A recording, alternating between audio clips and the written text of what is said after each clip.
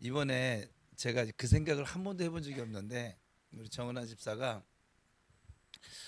저한테 와서 목사님 왜 그랬더니 왜 태신자들한테는 수저 세트를 선물로 주는데 왜 우리 교인들은 안 줘요?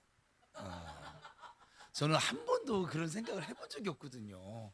말 그대로 태신자 선물로 산 거지 우리 교인들 선물로 산 것이 아니었으니까. 근데 우리 교인들이 교회도 나오지 않는 저들은 봤는데 열심히 나와 기도하는 나는 못 받는다 뭐 이런 마음이 있는 분이 모두 다 그렇진 않아요. 나 박은숙이 하는 사람만 그럴 거야 아마. 근데 그 말이 계속 저한테 막 이게 남아요. 남아서 그러게 좋은 것이 있으면 우리 교인들을 먼저 먹이고 저는 항상 그랬거든요. 우리 교인들을 먼저 먹이고 교인들을 맛보게 하고 누리게 하고 그 모습이 저 예수 안 믿는 사람들이 볼 때 너무 행복해 보이고 좋아 보여서 저들 발걸음이 샘나서라도 와라 막 이런 게 좀 있어요 저한테. 그러니까 저한테 자만의 영이 있다고 그랬잖아요. 이런 이 자만감이 있어요. 그러니까 그런 것이 있는데 아 그렇구나. 그래서 이걸 어떡하지? 그래서 뭐 애간 해결책을 하나 제시를 받아서 하긴 하는데 이번 기도에 그러게 이번에는 여러분 기도에 참여한 여러분이 가장 위너인 건 아세요? 네. 기도에 참여 못하신 분들이 억울한 거지 여러분들은 억울할 것도 없고 매 기도의 시간마다 제가 지금 매일 아버지께 끝나면 가서 묻고 했는데 하나님께서 여러분을 그때그때마다 모두는 아니에요. 근데 간절히 부르짖고 간절히 하나님을 소망하고 있는 사람들에게는 하나님이 내가 많이 부어줬어, 내가 많이 만져줬어 이렇게 말씀하시더라고요. 그래서 하나님이 하라고 하실 때는 이유가 있구나. 그 하나님이 하라고 하실 때 딴 생각, 딴 거 하지 않고 정말 오직 하나님만 바란 사람들에게는 하나님 결코 실망시키지 않으세요. 그래서 이 기도에 빠지지 않고 이 열 걸음을 모두 걸으신 분들은 이분들이 가장 큰 위너세요.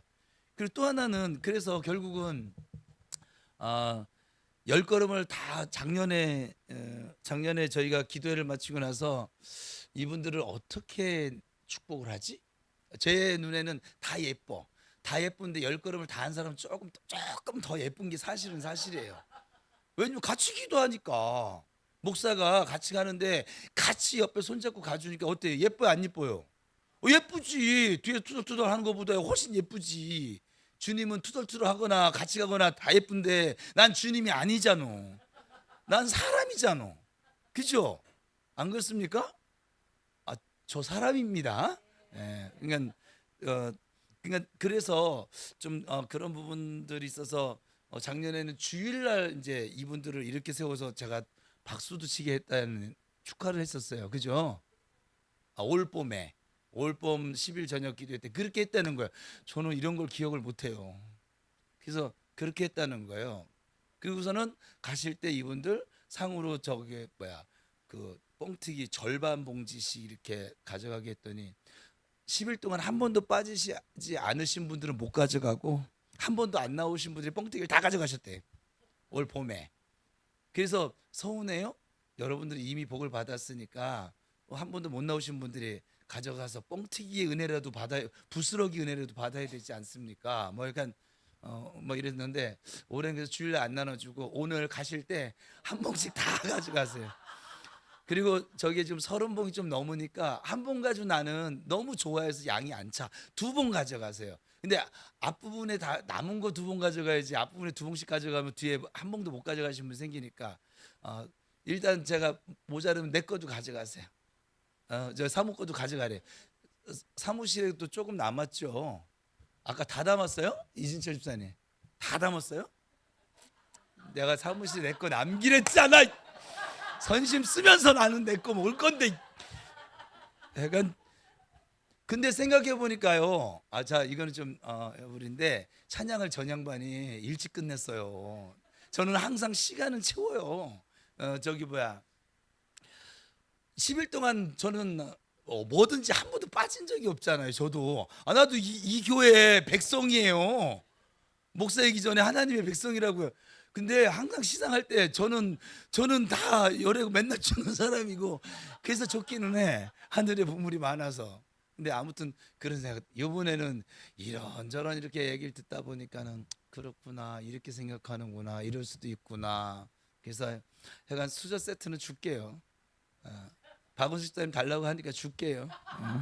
다른 사람은 달라는 사람 말고는 이제 안 줄 건데 줄 거예요. 줄게요. 남도 주는데 뭐 그거 못 주겠습니까? 음.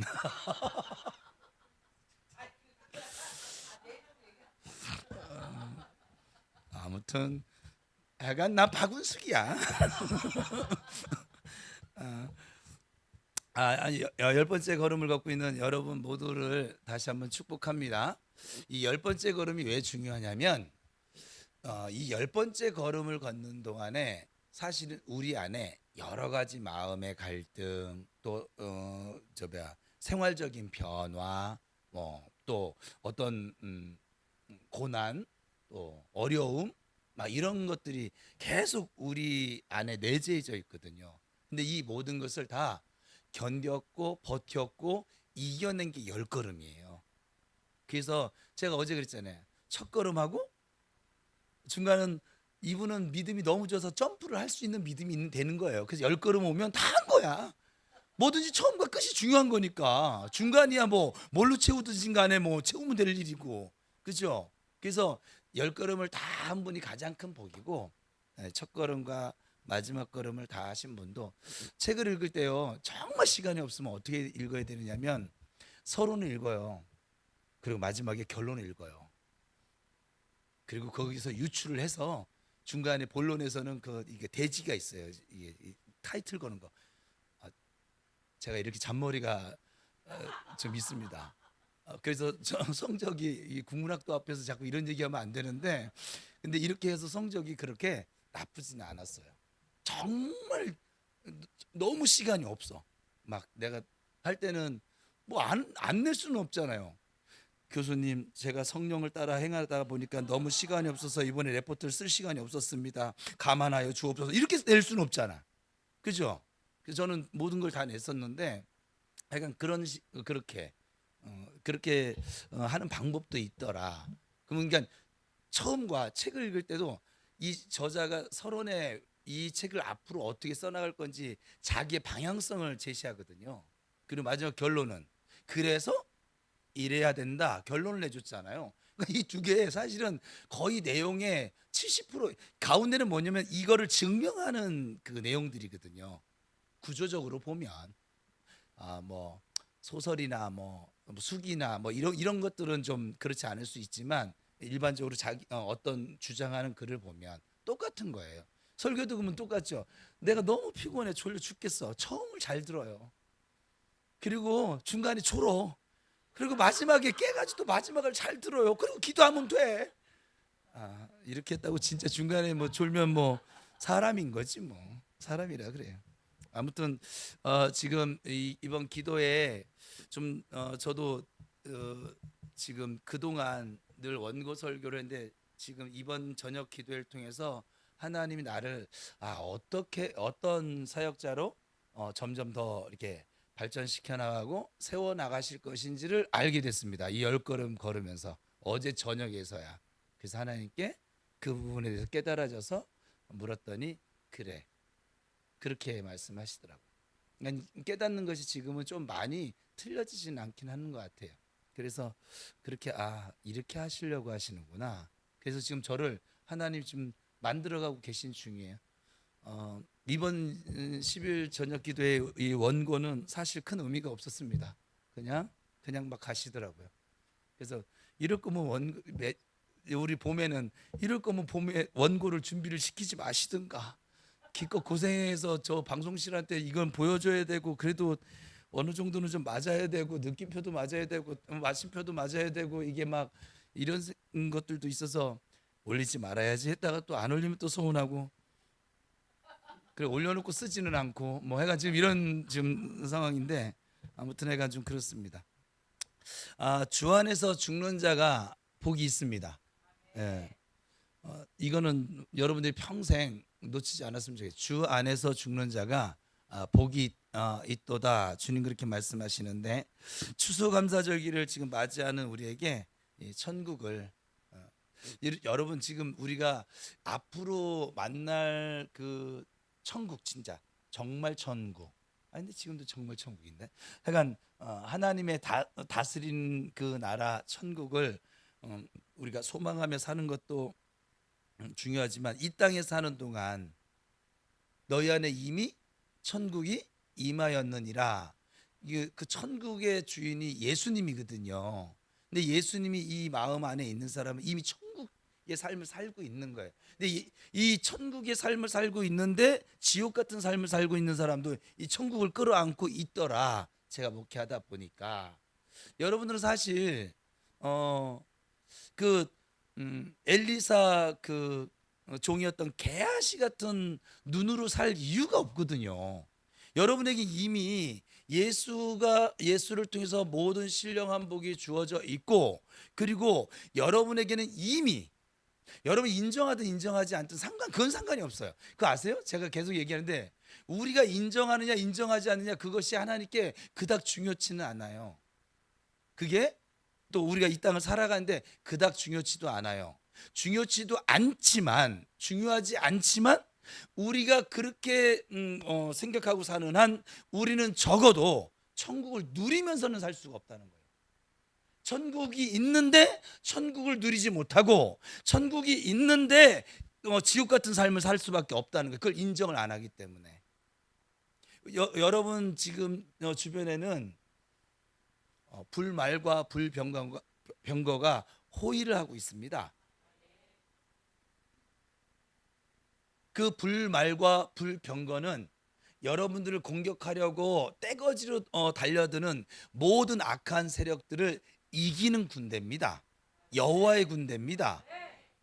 그러니 우리가 지옥 같은 삶을 살 이유가 없습니다. 제가 있잖아요. 지금 돈 문제가 생겨요. 좀 돈이 없어서 불편한 거지. 그게 지옥은 아니라 이 말이에요. 내가 몸의 건강을 조금 잃었어요. 잃은 것이 불편한 것이지 그게 지옥 그 자체는 아니라니까요. 제가 어제 우리 박은숙 집사님 요즘 맨날 내 차를 타니까 좀 다른 차도 좀 타고 좀 했으면 좋겠어. 돌아가면서 이렇게 오늘은 바나나도 배달해 달라고 하고 진짜 정말 이게 뭐 목사인지 내가 뭐 쿠팡맨인지 알 수가 없지만 아무튼 근데 저분이 이제 하나의 음성을 들어서 이렇게 뭘 이렇게 들은 걸 이렇게 얘기를 하시더라고요. 복음을 전하라고. 그래서 제가 해석을 해줬어요. 그게 맞는 해석이었고 그러면서 뭘 하나 소개해 줬어요. 이제 이지선 씨는 안다고 하더라고요.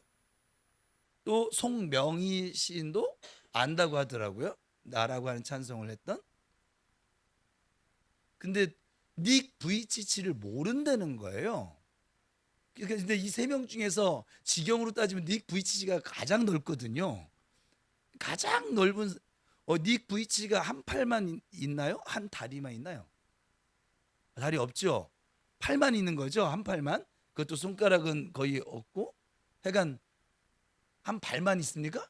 내가 지금 정확히 지금 하도 요즘은 상대를 안 해줬더니 잘 모르겠는데 근데 그 몸으로 공부를 하고 그 몸으로 축구를 합니다. 그 몸으로 수영을 합니다. 여기 수영 못한다고 하는 사람은 전부 다 회개해야 돼요. 저 몸으로 수영을 합니다. 그리고 자격증도 어마어마하게 아마 땄을걸요? 보세요. 팔이 없잖아요. 발가락이 하나 있구나. 그 발가락 하나로 글을 씁니다. 타자를 칩니다. 컴퓨터. 저보다 잘 쳐요. 저분이 전 세계를 누비면서 하나님의 사랑을 노래하고 있습니다. 송명희 시인도 하나님의 사랑을 노래하고 있습니다. 이지선 자매는 12번의 수술이었나? 그 교통사고 이후에 지금은 이제 사회학과 교수가 되셨습니다. 유퀴즈에 나오셨더라고요. 우리는 그 전에 좌절로 끝나지 않았을까요? 지옥으로?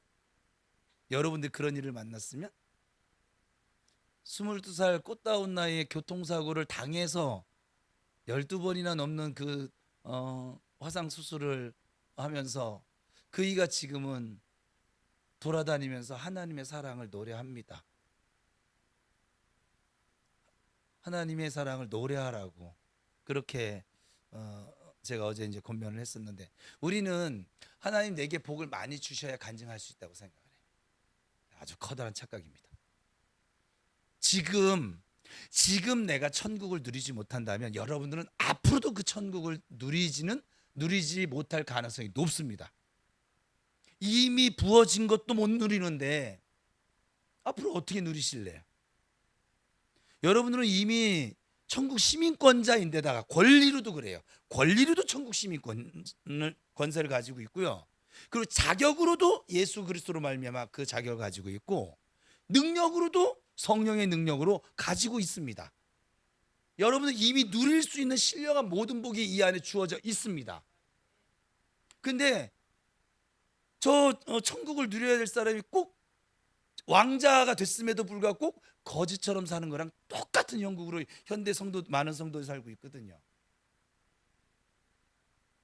여전히 죄의식과 죄책감과 어찌할 수 없는 고쳐지지 않는 습관에 의해 절망감과 막 이런 것들. 그래서 내일은 이 문제를 완전히 해결할 거예요. 내일은 설교를 조금 시간을 좀 여유 있게 가지고 완전히 여러분이 믿음으로 받으면 여러분은 더 이상 마귀한테 이 죄의식 가지고, 지금 우리 교회 이렇게 정체성을 같이 많이 나눴는데도 불구하고 여러분들이 올 때 좀 뭔가 좀 여러분 기준으로 무언가 하나님 앞에 뭐 좀 죄스럽고 좀 죄송스럽고 이런 게 있으면 여보세요, 여기 왔을 때 기도가 아버지 죄송해요. 나 같은 거 죽었어요 정상인데 막 그러지 말라고요. 여러분들이 뭐 그전에 뭐 얼마나 잘해가지고 맨날 그러시는지 모르겠는데 착각을 하지 마세요. 우리의 자격은, 영원한 자격은 예수 그리스도십니다. 언제나 우리의 자격은 예수 그리스도십니다. 그 예수 그리스도의 십자가를 의지하고 나가는 자가 예배자인 것이고, 그 예수 그리스도의 십자가 보혈을 의지하고 나가는 사람이 하나님을 만나는 것이에요. 하나님을 기쁘시게 하는 것이, 여러분의 어떤 봉사나 뭐 희생이나 뭐 헌금이나 아니면 뭐 주일 성수, 우리의 기준은 주일 성수 안 하면 다 지옥 가야 되잖아요. 그 여러분 다 지옥 가야겠는데 주일 성수 안 한 적이 뭐 한두 번이래야 말이지. 그렇죠? 오늘 그냥 여기만 합시다. 이거 빨간색 혼자야. 보혈스러워. 예? 봐요, 향기가 얼마 센지 여기까지 날라오네 그냥 막. 에? 예수 향기 날리랬더니 향수 향기 날리고. 그래서 우리가 자꾸 착각을 해요. 내가 무언가 하고 있는 것처럼. 여러분, 우리가 얼마나 할까요? 우리가 잘할 수 있는 거는 하나밖에 없어요. 예수예요. 예수 믿는 거. 그 예수 믿음으로 모든 게 따라오는 거예요. 봉사하고 섬기고 조금 선해지는 경향도 좀 나타나지고, 예배자로 세워지고 주일을 성수하고 하나님을 경외하며 살아가고, 이 예수 때문에 이게 모든 다 파생되어 나타나지는 거거든요. 그럼 여기서 예수를 빼버리면 아무것도 아닌 거예요. 그냥 동호회 활동이에요. 동호회는 잘하긴 하지. 우리 정근사님도 찬양을 잘하지만 요즘 내가 오디션 가끔 가다 보면 우리 대한민국에 뭐 이렇게 노래 잘하는 사람이 오디션을 해도 나와. 기가 막혀요 정말. 나 그거 볼 때마다 저렇게 한 번만 노래 저렇게 한 번만 했으면 원이 있다. 그냥 진짜 많아요 노래 잘하는 사람들이. 그냥 동호회 수준밖에 안 돼요 예수가 빠지면. 그러니까 여러분들의 삶에 이건 분명히 하셔야 돼요. 내 인생에 이렇게 됐든 저렇게 됐든 그렇게 됐든 그렇게 됐든 뭐야간 동서남북 뭘 해도 예수를 놓치지 말자. 오직 예수를 외치자. 오직 예수를 의지하자. 왜? 예수의 사람이니까. 그 예수가 내 안에 있는 한 우린 거지처럼은 살지 않아요. 지옥 갈 사람처럼 살지는 않아요. 절대 좌절 가운데 잠깐 넘어질 수 있지만 곧바로 일어날 수 있어요. 이 예수 때문에. 여러분 의지가 강해서 일어나는 게 아니고 여러분이 의지가 너무 강력해가지고 그 슬픔을 견뎌내는 게 아니에요. 예수 때문인 거예요. 이걸 잊지 마세요. 이제 이번 기도에 이 예수를 잊지 않잖아요. 그럼 감사하며 살 수 있어요. 내가 뭔데 예수님이 나 때문에 저 십자가에 달려 죽으셨을까? 내가 무슨 어떤 가치를 지니고 있기에 하나님께서는 독생자 예수님을 저 십자가에 던져 버리셨을까? 여러분 그 사실이 그냥 막 짬뽕이 되는구나. 예. 오늘 주님이 간증하래요. 그래서 간증할 거라 그래요. 그래서 이 내용을 후다닥 지금 그냥 근데 이게 맞아요. 뭐냐면 주님이 예수님을 십자가에 던져버리시면서 살린 이가 누구예요? 나거든요. 누구를 위해서 예수님이 십자가에 달리셨어요? 나를 위해서. 그렇죠? 그러면 저와 여러분의 가치가 우리 교회에서 여러 번 했지만 또 못 들은 분도 있고 잊어버린 분도 있고 잃어버린 채로 사는 분도 계시니까 우리의 가치가 누구의 가치인 거예요? 예수의 가치라고요. 하나님이 보실 때 예수님 보는 것과 정 목사를 보는 것이 같다고요. 그래서 예수님의 영과 내 영은 하나다라고 했잖아요. 그래서 이 말을 뭐라고 했어요? 예수님 짜리. 1,000원짜리는 1,000원의 가치가 있잖아요. 10,000원짜리는 10,000원의 가치가 있습니다. 1억짜리 집은 1억의 가치가 있는 거예요. 그렇죠? 그 돈을 물고 우리가 그 집에 사는 거잖아요. 그렇죠? 그 우리 가치는 예수님 짜리라고 했어요. 우리의 가치는 예수님 가치예요. 하나님이 우리를 보실 때 내가 나를 볼 때도 별로 에이 정말 내가 뭐 별로다 이럴 수 있지만 그건 내가 보는 그 관점이고 하나님의 관점으로 나라고 하는 영혼을 살펴보면 예수님의 가치를 지니고 있어요. 그러니 우리 안에 지금 들어온 예수님과 내가 이 예수님을 인식하고 인정하고 신뢰하고 예수님의 가치임을 내가 정체성을 가지고 살아가면 우리는 천국을 살 수밖에 없잖아요. 예수님이 너희 안에 이미 천국이 있느니라 이게 그때 누가 설명했지? 유 목사님 설명했을까요? 어떤 목사님 와서 그 원어적인 의미를 보면 유대인은 그때 회당 문화잖아요. 뭐냐면 예수님이 막 나가니까 예수님 주변으로 이 공회원들이 유대인들이 삥 둘러쌌거든요. 그리고 거기서 물어봤어요. 그랬더니 예수님이 대답한 말이 너희 안에 어디예요? 장소적으로요. 지금 그들은 지금 누굴 보고 있어요? 동서남북 모든 사람들이 공격하려고 보고 있지만 누굴 보고 있어요? 예수님 보고 있어요. 예수님이 그들 무리 안에 계세요 지금.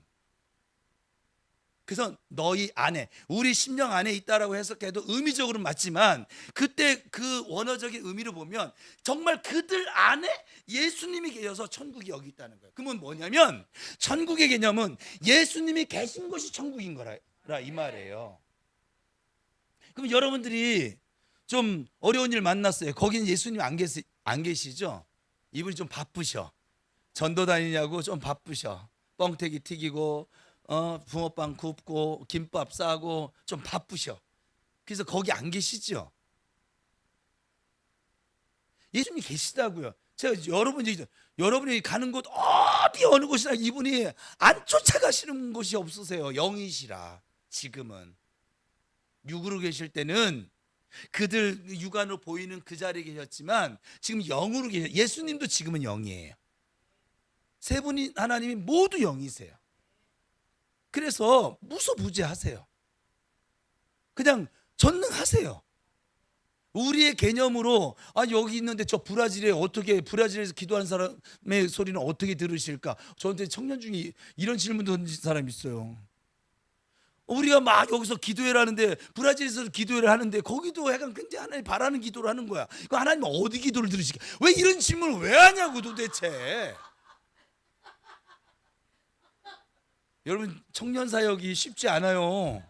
엉뚱한 소리를 정말 기상천외한 질문들이 막 나와요. 막 주님 근데 우리가 육으로 생각하니까 비행기 타고 가서 응답하셔야지 뭐. 네. 우리가 가지고 있는 요 개념을 던져버릴 수가 없으니까 저 4차원의 영적 세계를 이해할 수가 없는 거예요. 우리 사람을 영혼으로 보는 시각이 없기 때문에 이게 불가능한 거예요. 근데 주님은 영이시라고요. 그래서 우리 영이 하는 모든 것들을 보세요. 그 인터넷이라고 하는 그 작은 기술 하나가 전 세계를 하나 만들 수 있잖아요. 동시 접속을 해서. 그렇지 않습니까? 그 기술을 개발할 수 있도록 도와주신 분이 누구세요? 하나님이시거든요.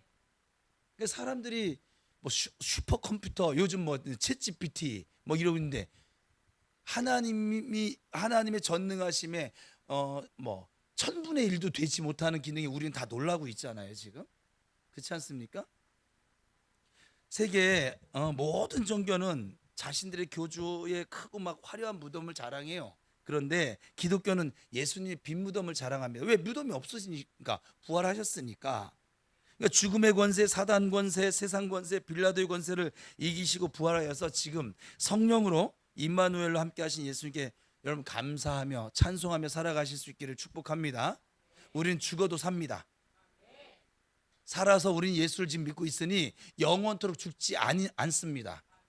우리의 영혼은 이미 주님과 하나가 되어져서 지금 가고 있습니다. 가는 길에 어려운 일을 만날 수 있는 것이에요. 지금 여러분이 이제 20일 10걸음 하면서 어떤 기도를 하셨는지 각자마다 좀 모두 다를 수가 있겠지만 또 뭐 태신자를 향해서 기도하는데 이 태신자의 반응이 영, 뭐 어떤 분은 지금 와서 뭐 119에 쓸데없는 걱정을 또 제가 들기 시작했어요. 오늘 전도 나가면서 너무 많이 오면 어떡하지? 예? 오늘 권사님하고 많이 오면 우리 교인들 다 1층으로 내려가야 돼요. 1층에 내려가서 예배를 드려야 되고 또 식사도 이들이 우선이죠.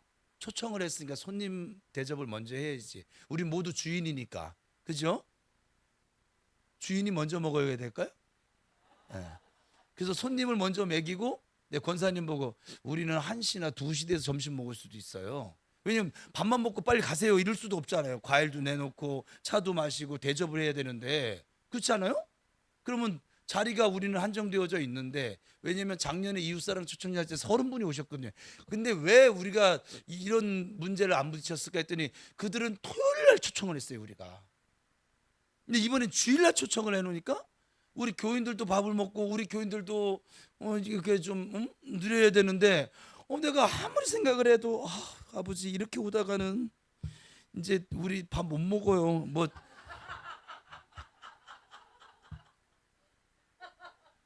여러분 그런 생각 안 하죠? 예. 근데 그거 아세요? 여러분 못 먹어도 저는 먹어요.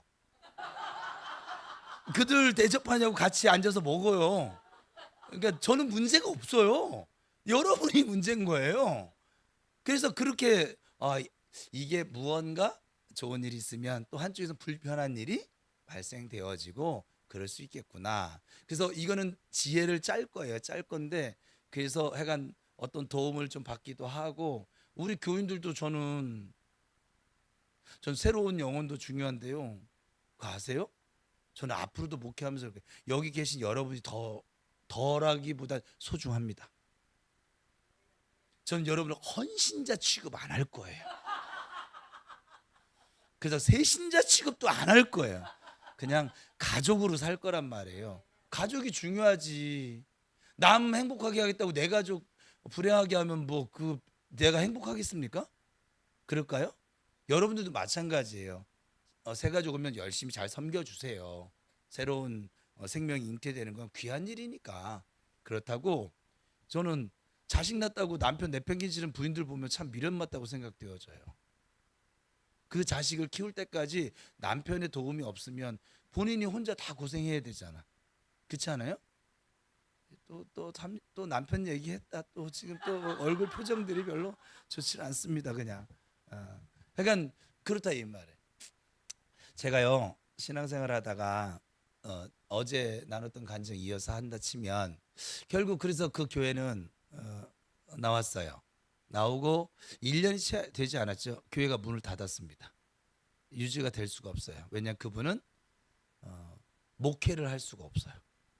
은사는 나타나는데 왜냐 이렇게 섬김이 없으니까 이것만 하니까 이것만 하는 거는 여러분 그래서 부흥사가 훨씬 더 쉬운 거예요. 부흥사는 그 부흥의 현장에서 삶을 보여주지 않아도 돼요. 말만 잘하면 돼요. 복음만 잘 전하면 돼요. 근데 담임 목사들은 어때요? 삶으로 목회해야 돼요. 삶으로 설교해야 돼요. 그래서 담임 목사가 어려운 거예요. 이해되셨어요? 어쨌거나 그 모든 그의 부족함을 채우던 두 전도사를 다 내쫓아 버리니까 교회가 유지되기가 이것이 뭐 좋다 나쁘다를 떠나서 약간 교회가 사라진 것에 대해서는 굉장히 저도 이제 가슴이 아파요. 그곳을 나왔던 그 성도들은 어떻게 됐을까? 그 딴따라 애들은 어떻게 됐을까? 연락은 지금 끊겨져 있으니까. 그래서 그렇게 제가 나온 교회는 더 이상 뭐 제가 뭐 연락을 주고받고 뭐 그러지는 않았으니까. 그나마 나와서 연락을 주고받은 유일한 인물이 하나가 저 정명국이에요. 저것도 저 사람도 저 사람이 나한테 전화를 자꾸 걸어와서 했지 그냥 굳이 이렇게 막 연락을 왜냐면 지금 새로운 교역자하고 다시 접붙임을 잘해서 신앙생활 열심히 해. 따라올 게 아니면 그렇잖아요. 그게 맞잖아요.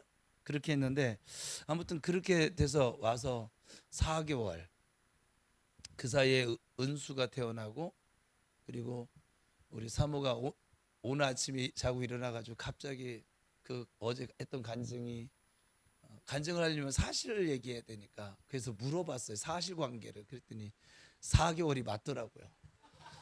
은수가 태어나기 전에 그 일을 당했는데 은수가 태어나서 100일 잔치를 할 때까지 제가 사역을 안 했으니까 4개월이 맞죠.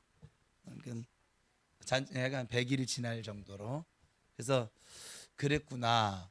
그때 그러고 나서 하나님이 이제 제가 아주 밑바닥에 가서 그렇게 막 하고 있으니까 하나님께서 저에게 그 동료 전도사를 통해서 이력서도 내지 않았는데 교회를 심호하게 되어졌어요. 그냥 갖다 꽂아놓은 거죠. 그냥 이력서도 안 내고 면접을 봤나 안 봤나 지금 기억이 안 나는데 안 봤어요? 한번 얼굴은 봤겠지. 네. 그러니까 이력서는 쓰지 않았는데 부천 오정동에 있는 만민중앙교회 꼭 이단스럽잖아요. 이 교회 이름이. 근데 우리 동료 전도사님 시아주버니가 담임 목사로 있는 교회였는데 와서 청년부와 그 청소년부를 담임하는 준전임으로 좀 와달라. 그래서 거기를 갔더라고요. 그래서 거기를 가는데 이제 쫓겨나면서 집 보증금이 없었어요.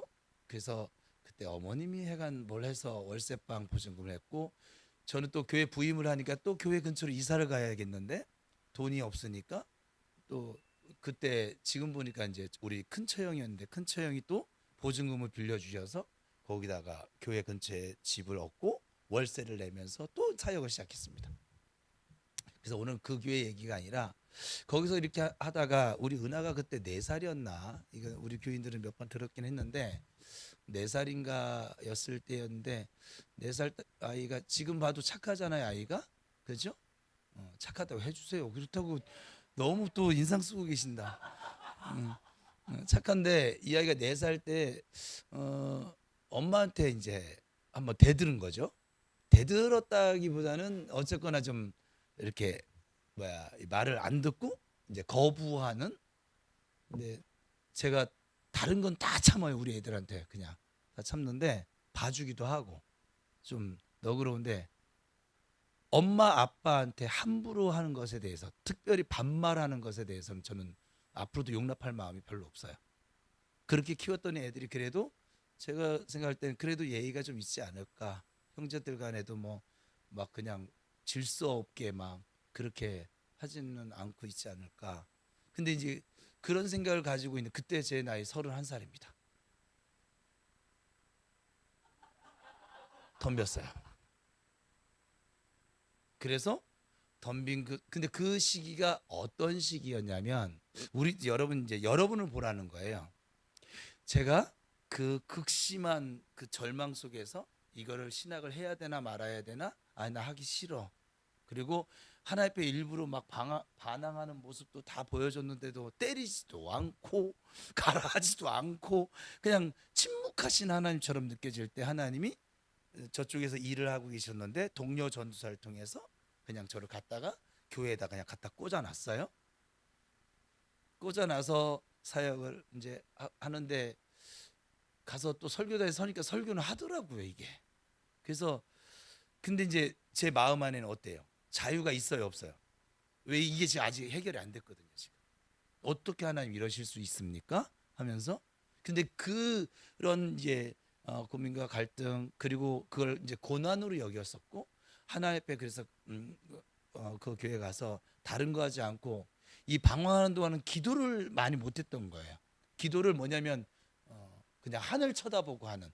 왜냐면 섬기는 교회가 없었으니까.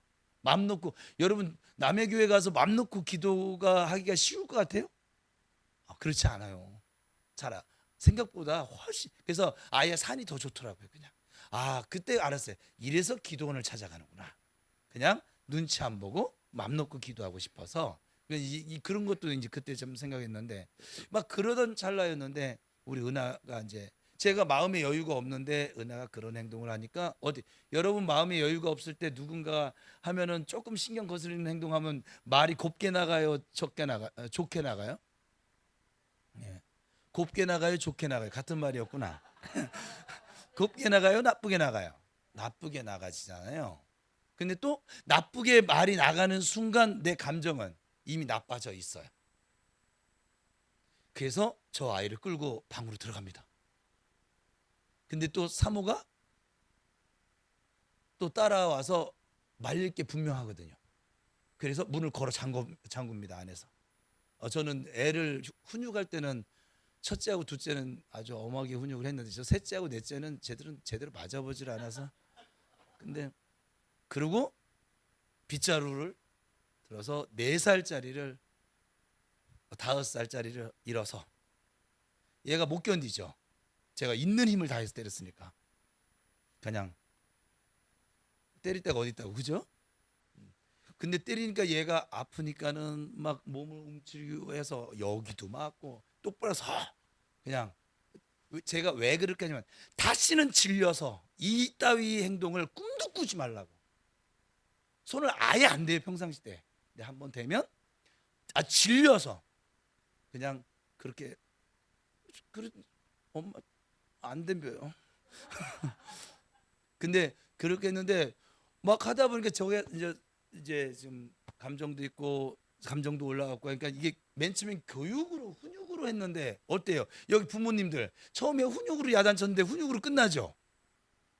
이게 막 그냥 업그레이드 돼가지고 나도 모르는 사이에 이제 막 이성을 막 잃어가면서 막 그래서 나중에 지금도 다 생생한데 우리 은하 입에서 그런 거예요. 아빠 살려줘. 그 소리에 내가 정신이 번쩍 들었어요. 살려달라는 말에. 그러니까 여러분 생각한 거에 뭐든지 좀 과하게 곱해 보세요. 저는 뭘 하면 그냥 끝까지 갑니다. 그냥 제가 싸움에 지지 않는 이유예요. 누구랑 싸워도 잘 안 져요. 사실은 지금 목사가 돼서 성도들하고 안 싸워서 그렇지 싸우면 안 집니다. 저는 내가 지면 죽는 거예요. 난 죽자고 덤벼드니까 그래서 싸움에 질 수가 없어요. 왜냐면 그이는 살자고 싸우는 거니까. 그래서 안 되는 거예요. 근데 그렇게 그래서 정신을 번쩍 차리고 봤더니 이 어린 것이 만신창이가 됐잖아요. 여러분 생각하는 것 그 이상이에요. 그래서 이제 제가 이제 눈물이 이제 왈칵 쏟아졌고 그리고 이제 그래서 이제 문을 열어주고서는 그러고서는 그냥 누웠어요. 제가 쿠션을 사랑하는데 사랑하는 게 몇 가지가 있어 이 세상에서 쿠션을 좀 사랑해요.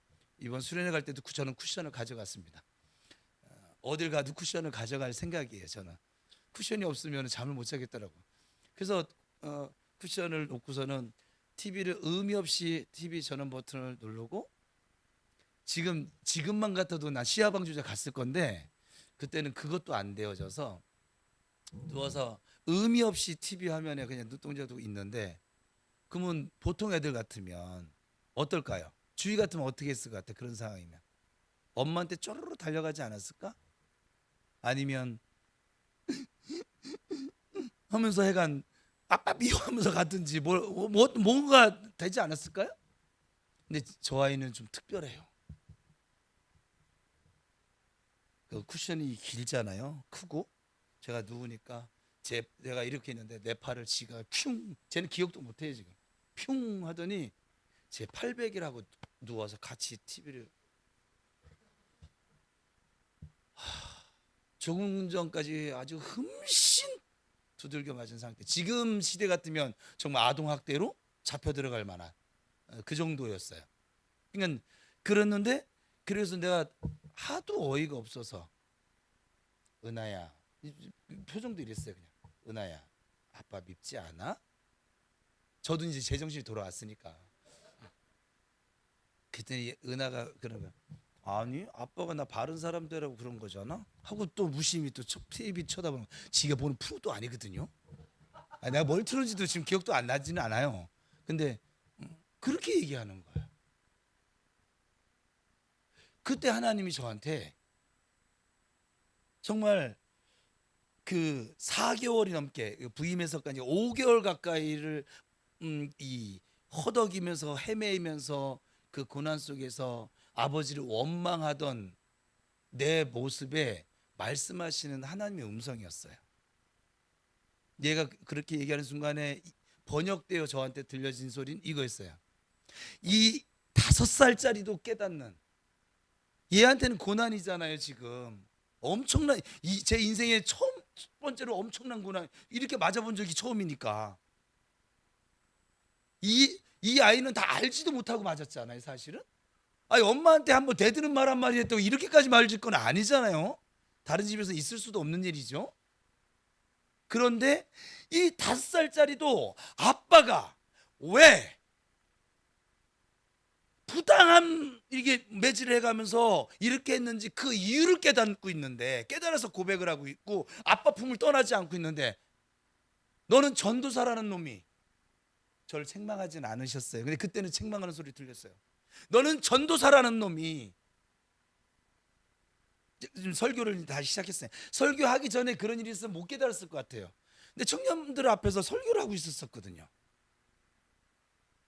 전도사라는 놈이 지금 네가 만난 이 고난 앞에서 네 아버지의 행하심을 이 5살짜리만도 이해를 못하는, 그냥 그 고난만 생각할 줄 아는, 아픔만 생각하는, 그 아픔의 이유가 무엇인지, 고난의 이유가 무엇인지, 그거예요. 바른 사람 되라고 그러신 거예요. 너 바른 목사 되라고, 네가 그렇게 기도했잖아. 그렇게 들렸어요. 그래서 그날 그게 이제 가족들 앞에서 뭐 어떻게 할 수가 없어 밖에 나가 버렸어요. 그리고 길거리 배회했어요. 거기 그냥 그 오정동 거기 있어요. 거기 그냥 토박토박 아무 생각 없이 그냥 배하면서 눈물 나고, 그리고 그 들려진 하나의 음성을 곱씹어 보니, 그리고 집을 들어갔더니 우리 은하는 어떤 상태가 돼 있을까요? 쟤 밝아요. 쟤 정말 밝아요. 조금 전에 그렇게 제가 밝은 저 아이 보니까는 애비인 제 마음이 어떻을 것 같아요? 더 미안한 거예요. 더 속상하고, 이렇게까지 하지 말았을 걸. 그리고 저 아이가 그렇게 고백을 하니까 내가 더 미안해지고, 그리고 이 아이에게 잘해줘야겠다, 사랑해줘야겠다, 이런 생각들 좀 더 들기도 하고.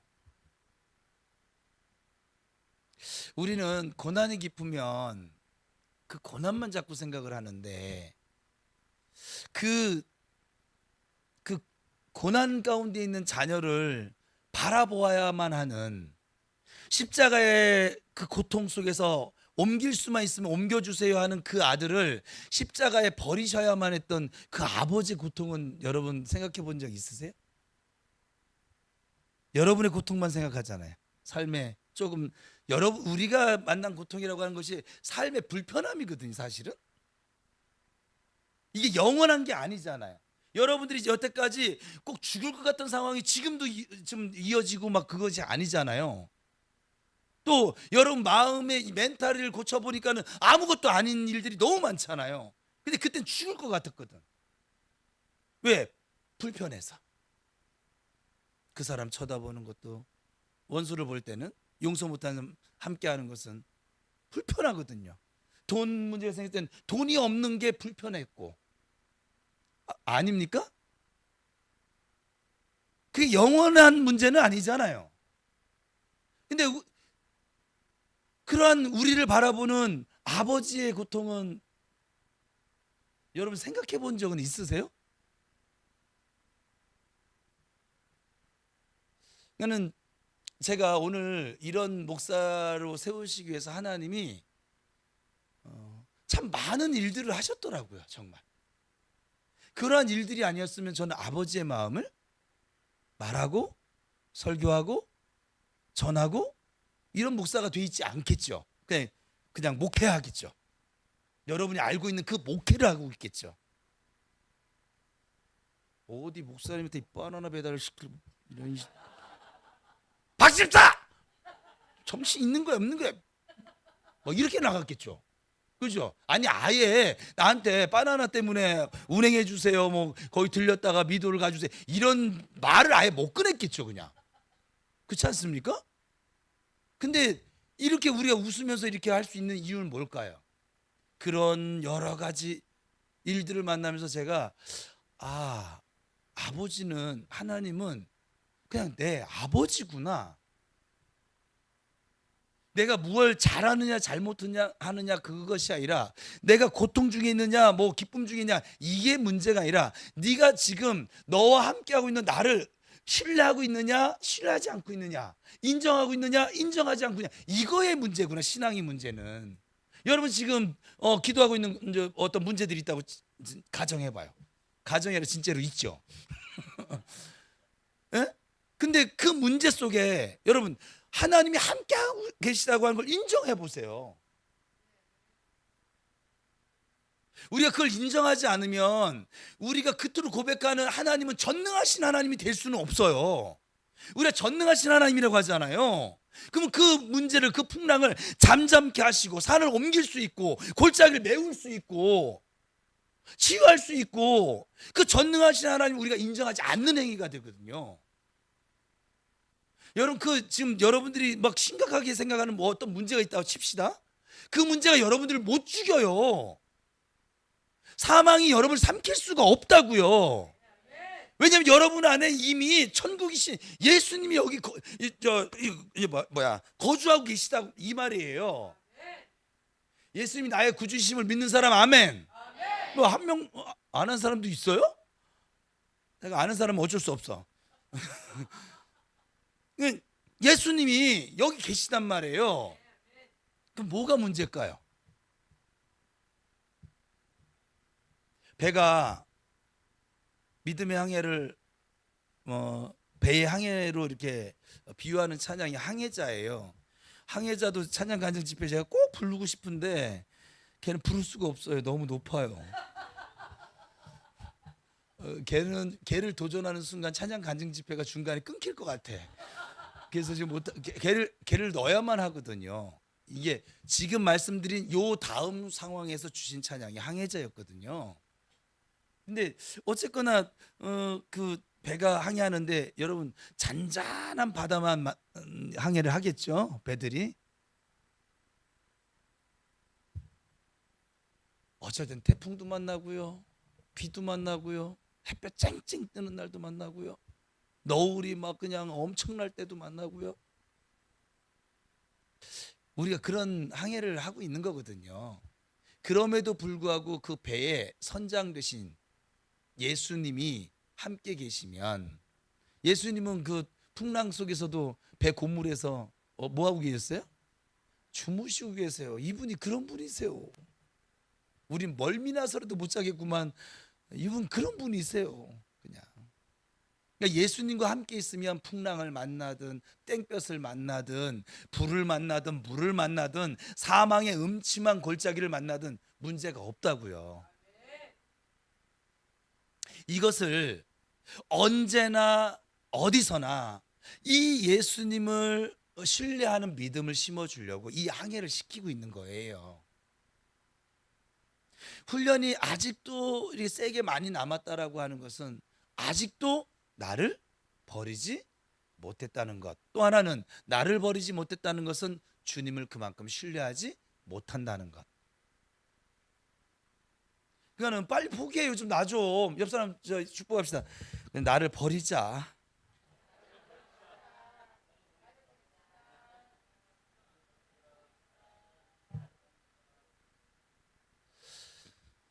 여러분들이 빨리 자신을 버리는 것이 천국을 누리는 그런 비결이 될 거예요. 요한계시록 14장 13절입니다. 같이 읽어볼까요? 주 안에서 죽는 자는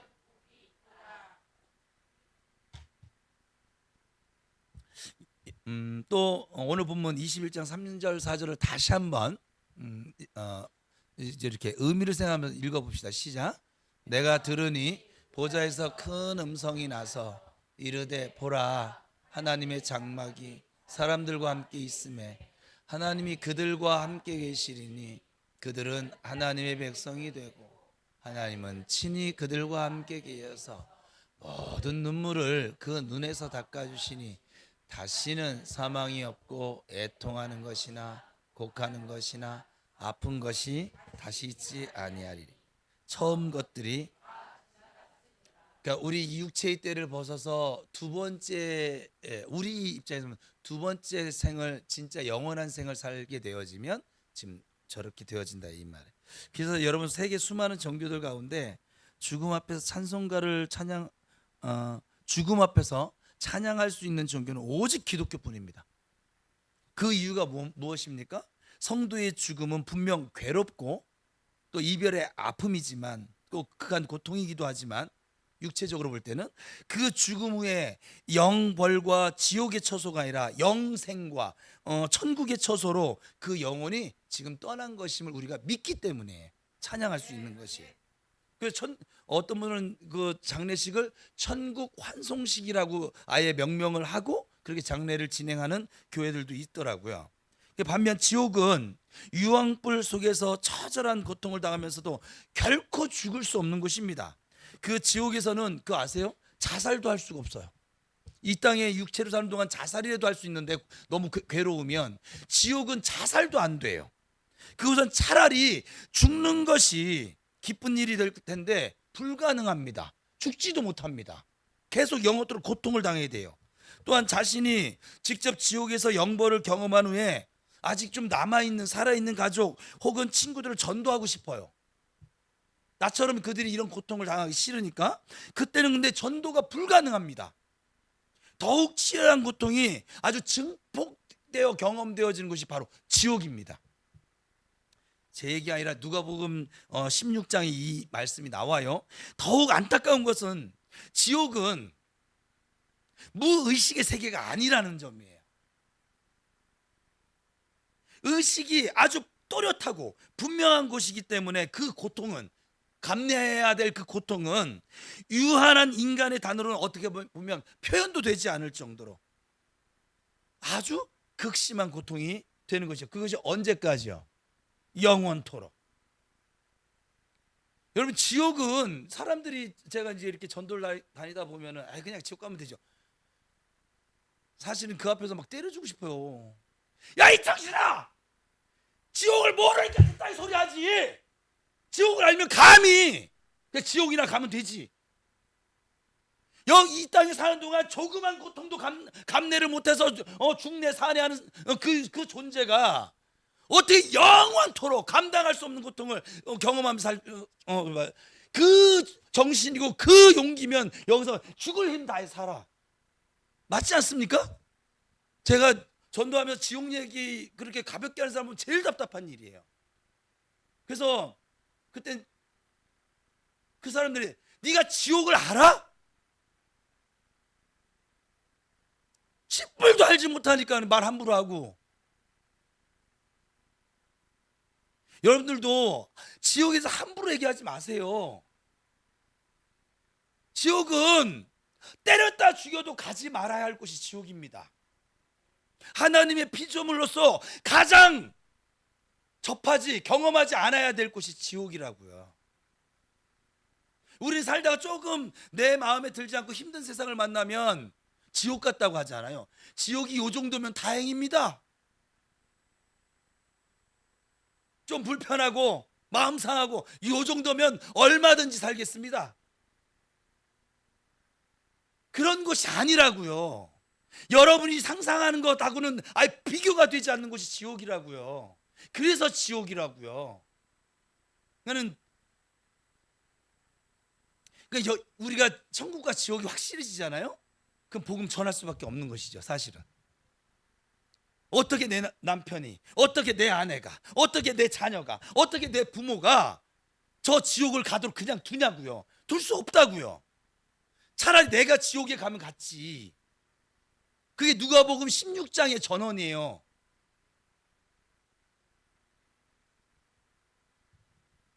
우리를 위해서 우리 예수님께서 부활의 첫 열매가 되셨기 때문에 설사 오늘이 우리의 삶의 마지막 날이라 할지라도 우리가 평안한 상태에서 천국으로 들림을 받게 될 거예요. 우리는 누구 때문에? 누구 덕분에? 예수님 덕분에. 이런 천국 입성의 은혜는 우리가 일평생 감사와 감격, 그 어떤 상황에서 감동 속에서 살아가야 할 아주 절대적인 이유인 거예요. 예수님의 십자가와 부활은. 동시에 부활하신 예수님의 영 성령께서는 우리의 하루하루의 삶 속에서 늘 아름다운, 이 땅의 삶 속에서 아름다운 동행을 해 주십니다. 공기나 바람이 우리 눈에 보이지 않잖아요. 그러나 우리가 느껴지잖아요. 추워졌구나, 따뜻해졌구나, 느껴지잖아요. 그것처럼 성령님도 우리 눈에는 보이지는 않지만 늘 임마누엘로 우리와 동행하고 계신 것을 느낄 수 있는 사람이 바로 성도인 거예요. 이게 성도의 특권이고 하나님의 자녀된 권세인 거예요. 저 예수 없는 사람은 결코 느낄 수 없는, 경험되어지지 않는 그 동행의 자유가, 동행의 기쁨이 우리에겐 있잖아요. 힘들어도 있잖아요. 그분은 하나님을 사랑하는 우리를 그의 뜻대로 부르심을 받은 우리의 하루하루뿐만 아니라 동시에 일평생 함께 하시면서 모든 것을 합력시키셔서 선을 이루도록 하고 계시고 또한 앞으로도 그렇게 하실 것입니다. 여러분은 하여간 누가 뭐라 해도 마침내 자리에 서게 될 거예요. 하여간 뻗팅긴 사람은 좀 오래 걸려서 쓸 것이고 바로바로 순종하고 감사하며 달려가는 사람은 조금 일찍 서게 될 것이고, 그러니까 여러분 그것만 선택하면 돼요. 난 그냥 내 멋대로 좀 더 그냥 내 못난 잘 가지고 좀 난 돌아갈래. 돌아가세요. 40년이고 뭐 60년이고 그거 누가 말리겠어요. 부모도 어찌할 수가 없는데. 하나님도 그거 아세요? 제가 사역하던 하나님도 어찌할 수 없더라고. 뭐 어쩌겠어요. 고집이 저한테 그래. 그가 고집이 좀 세. 어떡하겠냐고. 하나님도 그렇게 인정하시는데. 그런데 저는 더 세지 않았어요. 뭐 이런 것들. 저도 지금 한 35년 걸렸거든요. 근데 어느 날 와가지고 우리 박 목사님이 그러신가, 목사님 뭐 해서 막 그냥 또 어떤 뭐 약간 괴로운 심정을 토로하더라고요. 아유, 뭐, 난들 뭐 목사답습니까? 에? 그리고 우리 교회 지금 훈련 받은 지 이제 뭐 3년도 안 되셨는데 아니 너무 월반하시려고 그래. 저 35년 걸렸어요. 35년 걸린 저하고 같이 이렇게 월반하세요. 3년이면 졸업해요. 목사님은 지혜로우셔서 저는 멍청해서 35년 걸렸어요. 이 고집 피다가 그렇게 막 방황을 하다가, 지혜로운 사람 방황 안 해요. 조금 하다가 이거 아니네? 벌써 깨우침이 빨라요. 그래서 엎드리거든요. 근데 저는 고집은 세고 이 지혜는 없고, 그러니까는 이게 그냥 뺑글뺑글 돌아야 되는 거예요. 의도 터질 거 다 터지고 맞을 거 다 맞고, 그래야 하나님의 그 섭리를 인정하고 아버지 제가 여기 왔습니다 하고 엎드리더라고요. 제가 정가잖아요. 정가들이 좀 그래요. 정몽주 씨가 고집 피다가 선주께서 맞아 죽잖아요. 고집이 어마어마합니다. 정가만 그럴까요?